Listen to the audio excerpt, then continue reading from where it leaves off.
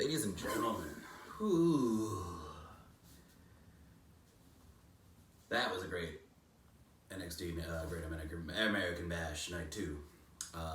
July 8th, 2020. Welcome back. My name is Chris. I don't know why I was so tongue-tied, but what a Great American Bash Night 2. It seemed like Night 1 was all built up for Night 2. So getting right into it, first match of the evening was Candice LeRae versus Mia Yim in a street fight. Candice LeRae didn't get a really good opportunity to come out to her entrance because Mia Yim interrupted it by hitting her in the back of the head, which is really funny. I think it's funny that Johnny Gargano and Candice LeRae have the same music, and it's like that weird hymning, fiery stuff. I don't even know how to explain it. Some highlights of the match: Mia Yim drop kicks Candice LeRae through a table. They were kind of on top of a perch. It was like a table perch. If you've ever watched NXT, you've seen these little perches. Sometimes you go up the stairs. Sometimes they're just like they look like sandboxes, but like elevated sandboxes. It's the best way to mentally describe it. Other highlights: Candice LeRae drop toe holded Mia Yim onto a chair. I guess Mia Yim placed the drop toe hold onto Candice LeRae on a chair is the proper way of describing that. Mia at some point in the match took out her brass knucks and garnished them. One of the announcers said William Regal will be really proud, which is really funny because he used to punch people in the face and put his brass knuckles in his trunks and got caught a few times. I don't know if that was a real man's man, William Regal, or I forget what era that was, but he cheated a lot and just kept winning, and no one saw that he had brass knuckles. Candice eventually takes the brass knuckles from Mia Yim, uses them on her, does one of the best looking swinging neck breakers I've ever seen off of the top rope onto a big pile of chairs that they had set up earlier in the match and just left them in the center of the ring. Candice LeRae wins. She kind of had to. Johnny Gargano and Candice LeRae's gimmick only work if they win. Unfortunately, with that kind of a gimmick, it makes no sense if they lose. On from there, the second match of the evening was Bronson versus Tony Nese. Speaking of winning and losing, Tony Nese, I think, is still on like a 9 or 10 match losing streak, if not more. Poor Tony. He sells so well, and he's so athletic and pretty fast and pretty reasonable, especially against somebody like Bronson Reed, who's very large and a brick wall, and it's just hard to wrestle against people like that. And have it be fluid and consistent. So, kudos to him. He did an inside-out clothesline and he was flipped into the ring. Bronson Reed made pretty quick work of him doing the splash off the top rope. Poor Tony. There was a really, really funny segment with Robert Stone. And he basically asked Shotzi Blackheart to join him and his Robert Stone brand. And Killian Dane just came out of nowhere and attacked to Robert Stone. And Shotzi Blackheart runs over his foot and he was screaming in agonizing pain. I don't care what they do with Robert Stone because everything he does is entertaining now at this point. As a fan, I think so. Let me know what you guys think. It's just pure entertainment. It's like I have to watch every single time he's on.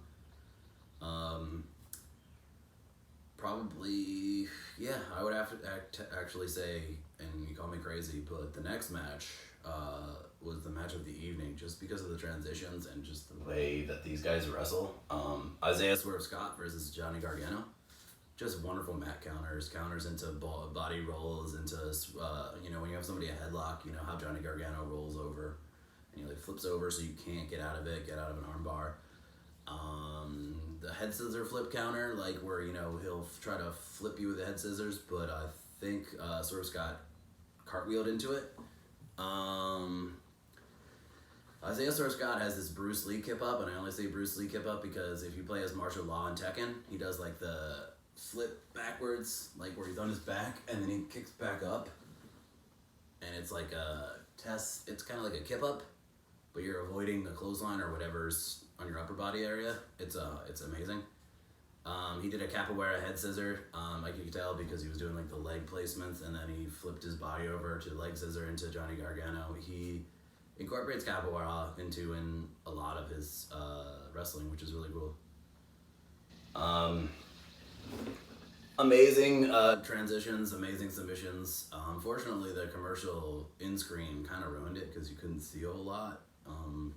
So like the video would be here, and like the rest, like this area would be commercial, and this area would be where the matches is still taking place.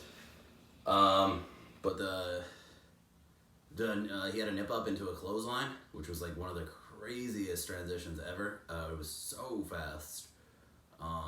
He landed a move called the JML driver. So basically Johnny Gargano was on the ropes, his legs were on Swerve Scott. Swerve Scott flipped his legs so that his legs were, it was like north-south, so it was like legs, slam. Takes both people to do that, it's really cool. Johnny can pretty much do anything you ask him to do. He's like water, seeing as we're speaking of Bruce Lee. He's one of the most water wrestlers there is. He can transition with anyone. Swerve Scott's getting there. He's amazing.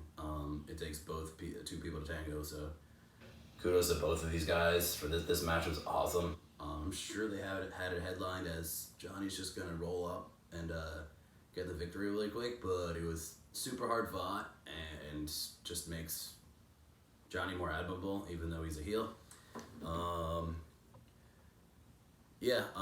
Johnny Gargano hit a poison run on the outside, which was for basically a reverse Hurricanrana.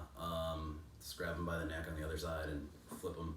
But the other wrestler has to move kind of like a Canadian destroyer. You gotta flip yourself. He landed his one final beat DDT, and he said, "This is my house, not Swerve's house. NXT's my house, Johnny Gargano's house." It's kind of right. As long as Johnny's in NXT, it's just, yeah, it's pretty hard to go against him. He's pretty tough, regardless of his heel character, which I love. Candice LeRae, not so much believable as a heel. But them together, that's fine. The evil Batman and Robin of NXT is what I'm calling them now, I guess. Okay, the fifth match of the evening was Joaquin Wilde, Santos Escobar, and Raul Mendoza. Legado del Fantasma versus Breezango and Drake Maverick. Breezango came out in luchador masks in like a desert. Guess pretty much mocking luchadors or being funny. They always do this. You guys know that. This match didn't have much build up. It was kind of just isolating Fandango and screwing up his leg. Apparently they screwed up his leg as part of the screwed up his leg. And we're just working on it the entire match. There wasn't a whole lot of spots. There wasn't a whole lot of bumps. Eventually, Drake Maverick just kept getting tagged in and tried to get Santos Escobar to tag in. They were in the ring for a very brief, short amount of time. One thing led to another, and Santos Escobar did his Phantom Driver on Drake Maverick and pinning him. I guess this is great if they keep setting this up and they keep building, but it seemed like this match was more filler than anything throughout the evening, with the exception of one other match. It was basically overall tag style match, even though it was a 6-man tag team match. With the exception of Santana Garrett versus Mercedes Martinez. It was a squash match, obviously. You're building. Santana Garrett comes out. Her intro's 40 seconds at the most. Mercedes Martinez entrance was a good 5 minutes. She can't be fixed. Like, personally, I don't really like Mercedes Martinez's character. She was in the Mae Young Classic, and I just didn't care. I don't care now. Apparently she's a bad guy now. I don't know what WWE can do with her. They gotta make her entertaining or something. She's like a very robotic. I'm here to beat people up, and that's what I do. I'm a robot, and I have no charisma, and please don't let me talk on the microphone. Squash match. Mercedes Martinez is just super boring. She had like a fisherman bomb. It was like a fisherman buster. So she like hooks your leg and then drops you on your neck. A very WCW versus NWO revenge.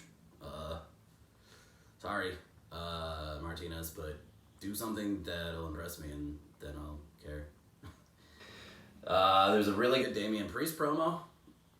He challenges Cameron Grimes next week. And he said the world's gonna see that Cameron Grimes is a little bit because they edited it out, and I don't want to say it because I don't know what kind of fans we have, and I don't want to say that kind of language. But it was very funny. On to the match of the evening: Adam Cole versus Keith Lee. Unfortunately, I knew going into this a couple of days ago via a leak from WWE sources. Somebody took a picture of Keith Lee with the belts, and I, unfortunately, because Facebook is clickbait, that's where I found this, and I clicked it. I didn't see any pictures or anything, but I did see a promo by the Young Bucks and Kenny Omega, and it was just them messing around, and they said, one of the Young Bucks said, hey, at least we didn't spoil the main event like somebody else, throwing fun at WWE. When I heard about this, I thought, hey, maybe WWE has an alternate ending. Maybe they recorded two different endings. So maybe now that they know that people are saying Keith Lee is going to win, maybe they'll let Adam Cole win. The match to me was pretty anticlimactic. It was a good build-up match. Kind of ended quite abruptly. Hopefully there's some more matches to come. Hopefully Adam Cole can regain his championship. Really, despite all that, really happy for Keith Lee. I'm not going to say anything else as far as speculation as to why this happened, other than maybe Adam Cole's taking a vacation. But that's also taking away from Keith Lee. He's earned it. He's been shot to the friggin' moon. In a good way, because he earned it. He earned all his spots. He was on a humongous losing streak last year, and eventually started winning and just kept winning. And it's good for him. I love Keith Lee. I have both these belts. So now I can get Keith Lee plates, except I have to get 2 sets of them now because he's dual champion and the first ever NXT dual champion. So kudos to Keith Lee. You're amazing. We love you. Always be you, man.